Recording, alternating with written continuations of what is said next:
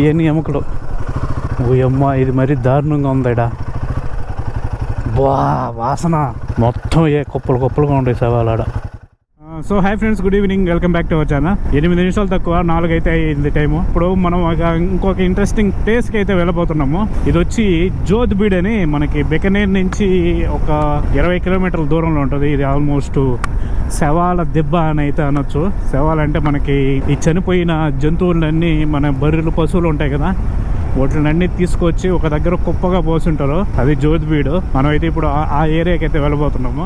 ఈ జోధ్బీడ్ అనేది ఆసియాలోనే అతి పెద్ద రాబందుల ఆహార స్థలంగా ఉంది. మనం మామూలుగా వైల్డ్ లైఫ్ సాంక్చురీ అంటే పులులు, ఏనుగులు తిరిగి అటవీ ప్రాంతాలు అనుకుంటాం. కానీ ఈ జోధ్బీడ్ అనేది దానికి పూర్తిగా ఆపోజిట్. ఇది ఒక శవాల డంపింగ్ యార్డ్ అన్నమాట. ఇప్పుడు ఏంటంటే ఈ ప్రాంతాన్ని అంతరించిపోతున్న రాబందులకి సురక్షితమైన ప్రాంతంగా ఈ ప్రాంతం చుట్టూ ఒక కంచెను ఏర్పాటు చేసి అయితే ఈ ప్రాంతాన్ని అయితే కాపాడుతున్నారు. ఇదిగోండి, అక్కడ కనిపిస్తున్నాయా మీకు రాబందులు? హైట్లో కనిపిస్తున్నాయి చూడండి, తిరుగుతూ ఉండే చూడండి. అవి అనమాట రాబందులు. కొంచెం దూరం ఉంది. ఇంకా మామూలుగా అయితే ఇది అంతా అదే అనమాట, ఆ ఏరియానే. వీళ్ళైతే ఎటు పోకోకుండా లోపలికి కంచెలు అయితే వేస్తున్నారు. అదేంతో జంతువు అదే తిరుగుతూ ఉంది. ఇది రేగ్గాయల చెట్టు. ఆకులు ఎన్ని ఉన్నాయో దీనికి కాయలు ఎన్ని ఉన్నాయి. నేనైతే తినడం లేదు, కానీ బాగుంటాయి రేగ్గాయలు. చూడండి ఎట్లా ఎర్రంగా. ఏం రేగ్గాయలు మనకేం తెలుసు, ఒక్కోసారి పిచ్చి రేగ్గాయలు కూడా ఉంటాయి. అందుకని మనం అయితే దీన్ని ముట్టడం లేదు. రాజస్థాన్ పోలీస్ అంట. పోలీసు వాళ్ళకి ఏం పని, మనకేం పని ఆడా వాళ్ళని అడిగేదానికి. ఓర్రే, అటు చూడండి ఎన్ని రాబందులు ఉన్నాయో. నాకే సరిగ్గా కనిపించట్లే, కెమెరాలు ఏం కనిపిస్తూ ఉంటాయో. Save wild life, save earth, save forest. ఇదేం క్లోజ్ చేసినారా? ఉందా? ఉన్నట్టుగానే ఉంది. రాబందులది ఎవరు లేరు ఏందా? ఎంట్రీ టికెట్ ఉంటుంది అన్నారు. భారతీయకి ఎంత? 30 రూపాయలు. ఎవరు లేరాడ. విదేశీ వాళ్ళకి 75 రూపాయలు, భారతీయ వాళ్ళకి 30 రూపాయలు అంట. సరే, దీని లోపలికి ఇటు పోవాలా? వల్చర్స్ దగ్గరికి పోవాలంటే ఏడు చూస్తే ఎవరు లేరేంది. ఈయనకు తాళం వేసుకొని పోయినట్టున్నాడు. టాయిలెట్లు ఉన్నాయి, లేరేడా. తాళం వేసేస్తుంది. తాళం కాదు, గైడ్ వేసుకోపోయినారు. సరే పోయొద్దాం లోపలికి. మళ్ళీ ఎవరన్నా వస్తే మనం కట్టొచ్చు డబ్బులు. ఏడైతే ఇక్కడ వల్చర్స్ యొక్క డీటెయిల్స్ అయితే ఇచ్చున్నారు, ఏమేమి ఉన్నాయి వల్చర్స్ అని. ఇది మొత్తం ఏందో అడవి ఉన్నట్టుంది. కొంపదీసి ఇయ్యింది కుక్కలు ఎన్ని ఉన్నాయి ఇక్కడ. కొంపదీసి పులులు గిల్లులు ఏమి లేవు కదా, చిత్తు పులులు ఎట్లాంటివే.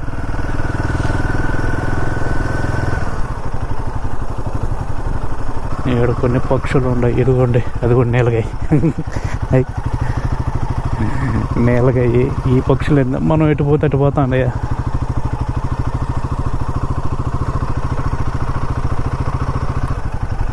చాలా ఉన్నాయి నీలగాయలా. అదిగోండి అడు పరిగిస్తాను నీలగాయ.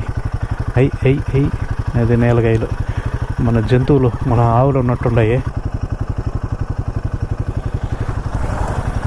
వీడింది కదా చక్కగా వెళ్ళిపోతున్నాడా. నేను ఇంకా టికెట్ కోసం వచ్చినాడు అనుకున్నా, టికెట్ కోసం కాదు. ఆడుండే వల్చర్లు దాని మీద సరిగ్గా కనిపించట్లే. ఇదిగుడా వల్చరు, అందుకుండా దాని మీద ఎట్టుందో చూడండి. ఫోటోగ్రాఫర్లకైతే నేను ఫోన్ తీసి దాన్ని తీసే లోపల వెళ్తుందేమో అది.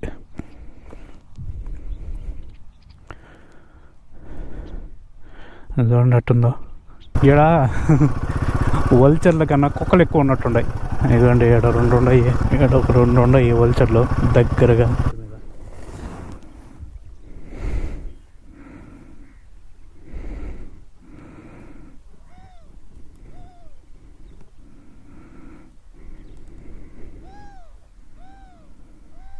ఓయమ్మ చూడండి ఎన్నున్నాయో. సూర్యుడి కింద కావాల్సిన ఉన్నాయి ఆడ. ఆఫ్రికా సఫారీలో తిరుగుతున్నట్టుంది. ఏడేదో ఉన్నట్టున్నాయి. ఊరు పడిపోయిందిరా బండి.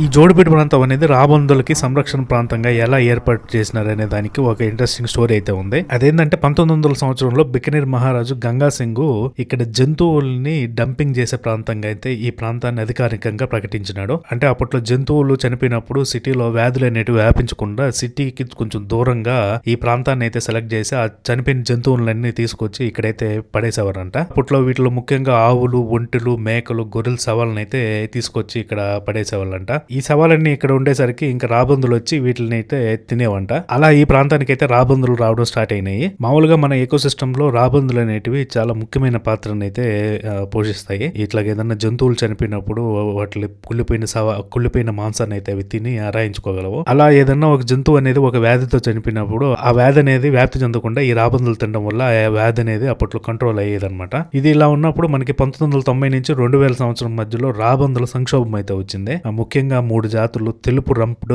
లాంగ్ బిల్డ్, స్లెండర్ బిల్డ్ రాబందులు డీక్లోఫినాక్ అనే వెటర్నరీ డ్రగ్ వల్ల 99% పైగా తగ్గిపోయాయి. ఆ డ్రగ్ అనేది ఈ పక్షులకి ఎలా వచ్చిందంటే అప్పట్లో డీక్లోఫినాక్ అనే మందునైతే మనకి పశువుల్లోకి అయితే ఎక్కువ ఇచ్చేవాళ్ళు. వాటికి ఏదైనా జబ్బు చేసినప్పుడు పశువులకి ఈ డీక్లోఫినాక్ మందునైతే పశువుల్లోకి ఎక్కువ ఇచ్చేవాళ్ళు అనమాట.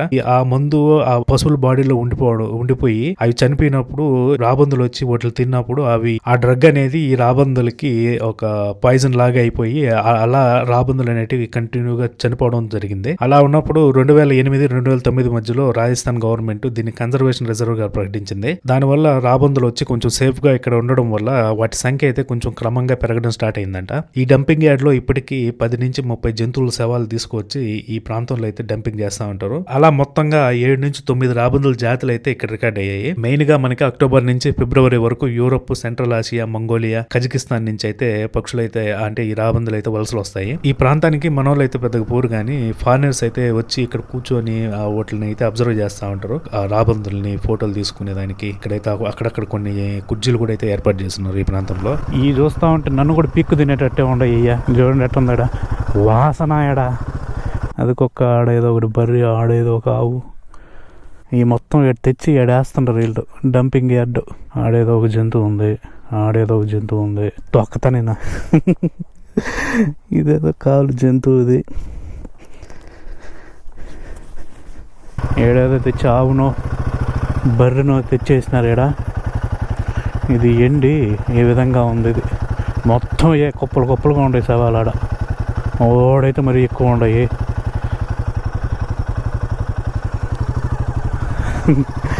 ఇటువంటి ప్లేస్కి రాకూడదురా కానీ వచ్చినాం మనమా. ఈడ బెంచ్ వేసినారు కూర్చొని ఫోటోలు తీసేదానికి. ఇది చూడండి ఎన్ని ఉండే ఆడ ఎమకలు.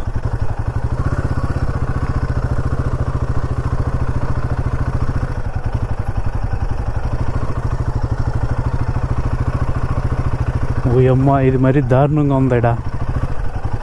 బా వాసన నాయన భయం వేస్తుందాడా. వా ఇది చూడండి అసలు మరి దారుణం ఇది.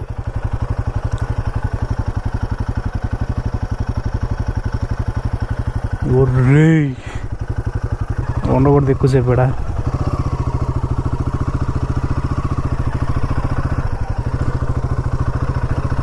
వాసన చూడండి కుప్పలు ఎట్టబోసినారు. ఇవన్నీ ఎముకలు.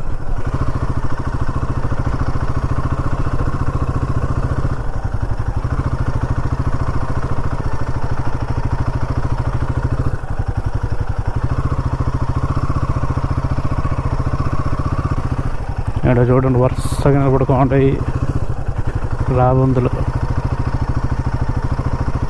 ఇక్కడ ఎట్టుందంటే మరి భయంకరంగా ఉంది ఇది చూసేదానికి. ఆడ వాసన కూడా రకం అది మరీ దారుణంగా ఉంది వాసన కూడా. ఆడ ఎవరు రారు ఇక్కడికి మామూలుగా. నేనేంటంటే ఇంక ఈ వల్చర్స్ ఉంటాయి వచ్చిన వల్చర్స్ అనేటివి చాలా ఇంపార్టెంట్ మనకి లైఫ్లో. ఓరే నాయన ఎన్ని కుక్కలు ఉండేడా బాగా తిని చచ్చిన పీనుగులు అన్నిటిని తిని ఎట్లున్నాయి ఒక్కొక్కట బలిష్టంగా ఉండే. అయితే ఇక్కడ వీటికి అన్నిటికీ వాటర్ కోసము ఇది ఏర్పాటు చేస్తున్నారు. ఇక్కడ ఉన్న పాములు ఉంటే వచ్చిపోను అవుతాను. అబ్బా ఈడ కూడా మరి దారుణంగా ఉంది వాసన. వీటికి ఇక్కడ వాటర్ కోసము ఇది ఒకటి చిన్నది పాండులాగా అయితే ఏర్పాటు చేసిండారు. ఇది ఇక్కడ మాత్రము ఎవరు రారు మ్యాక్సిమము. మనం ఏంటంటే ఇంకా వచ్చినాము మొరటోళ్ళం కాబట్టి మనం